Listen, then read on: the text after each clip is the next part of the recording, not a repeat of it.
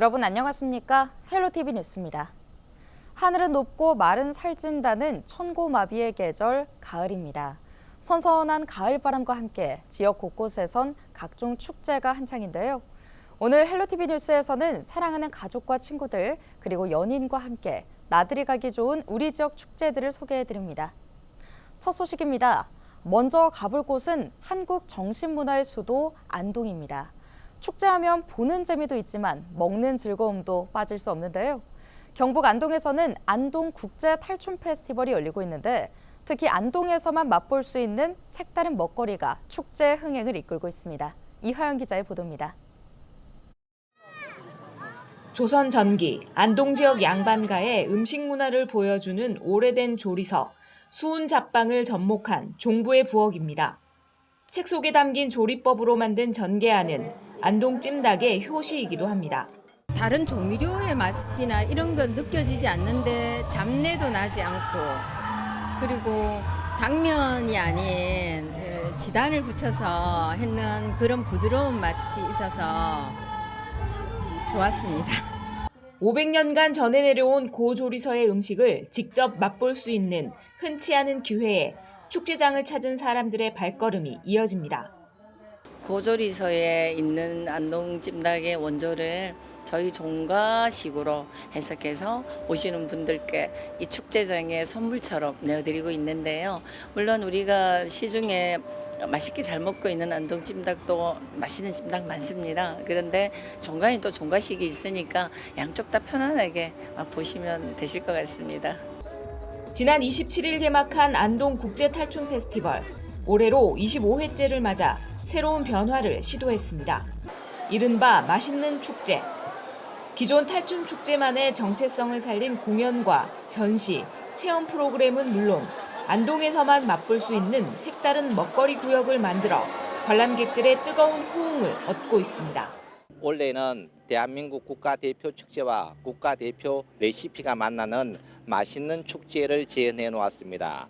안동의 특산물을 이용해서 백종원 선생님께서 오셔서 다양한 레시피를 만들어 놓았기 때문에 맛과 흥을 마음껏 느끼시기 바랍니다.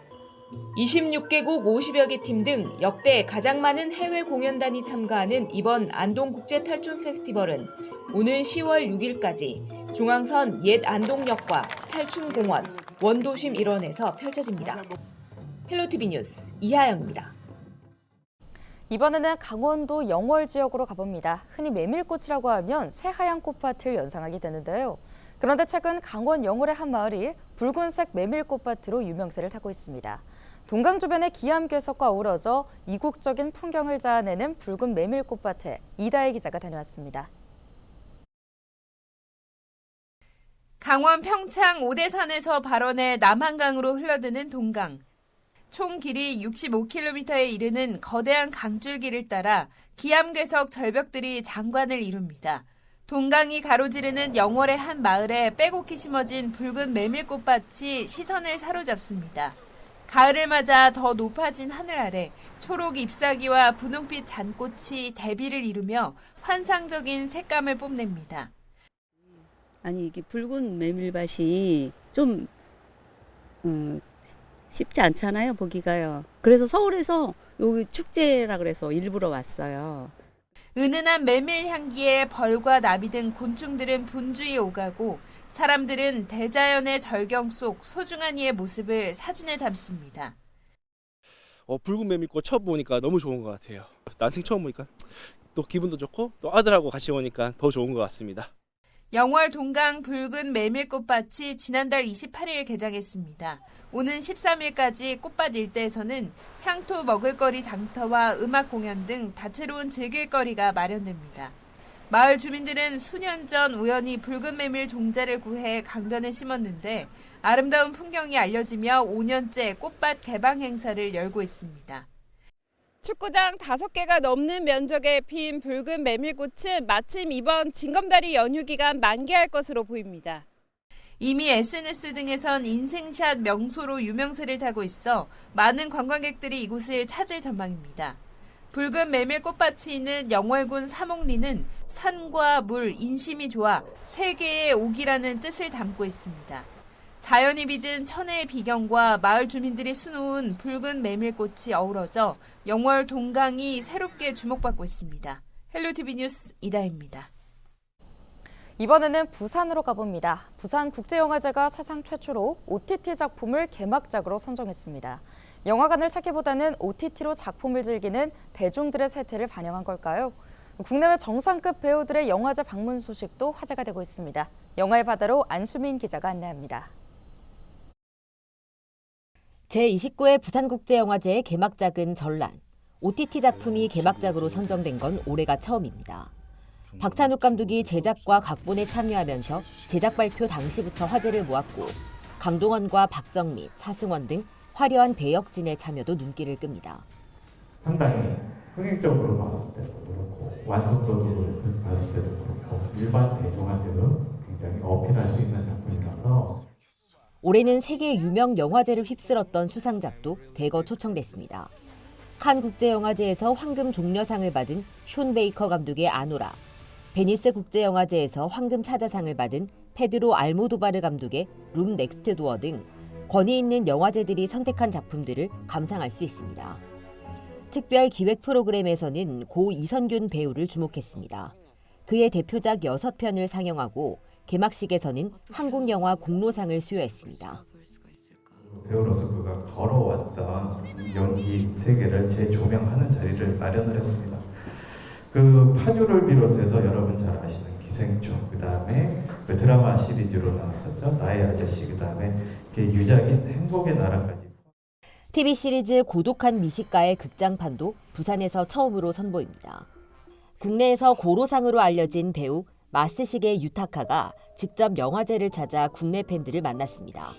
올해 액터스 하우스에는 연기파 배우 설경구와 박보영, 황정민, 천우희가 참여해 자신의 연기와 작품 세계에 관한 심도 있는 이야기를 들려줄 예정. 영화제 기간 배우와 관객이 만나는 토크 프로그램과 야외 무대 인사 등이 영화의 전당과 남포동, 밀락수변공원, 도모헌 등 부산 전역에서 다채롭게 이어져 영화제를 달굴 것으로 보입니다. 헬로티비 뉴스 안수민입니다. 이번에는 국가유산과 화려한 빛이 만나 형형색색의 감동을 선사하는 수원 화성의 미디어 아트 현장을 소개합니다. 전통 역사와 디지털 기술이 만나 또 하나의 예술을 구현했는데요. 이관성 기자가 전해드립니다. 수원 화성 화서문 성벽에 화성 행행도 병풍을 묘사한 빛과 그림이 가득 찼습니다. 영상에는 정조대왕이 현재의 아이와 만나 병풍 속 과거를 여행하는 모습이 나타납니다. 16분 길이 미디어 아트로 구성한 이 영상에서 관객들은 당시 정조대왕의 애민정신과 여민동락, 개혁정신을 느낄 수 있습니다. 화려한 빛과 입체적인 음향으로 관객들은 마치 한 편의 영화를 보듯 몰입합니다. 너무 이쁘고 이 수원 화성이랑 이게 잘 어우러져서 되게 이쁜 것 같습니다. 또 보러 오실 생각 있으세요? 네네네. 내일 바로 올 네. It was really good. The show? Yeah, it was really good. I had a lot of fun watching it, and the fireworks were really nice. 화려한 빛과 소리, 내용에 감동한 관객들은 꼭 다시 보고 싶다는 말로 만족감을 표시합니다. 생각보다 너무 잘한 것 같아서 좀 많이 감동?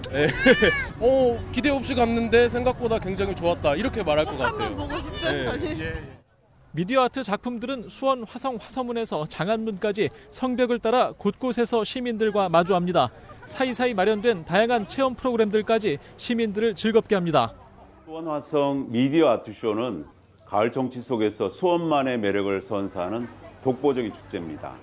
올해는 화서문을 배경으로 전통 무용과 미디어 아트가 잘 어울려져 현대와 전통이 공존하는 아름다움을 보여드릴 겁니다.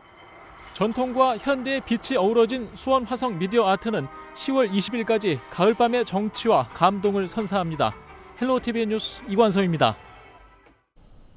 세계적인 공룡 발자국 화석지인 경남 고성에서는 공룡을 주제로 한 엑스포가 열리고 있습니다.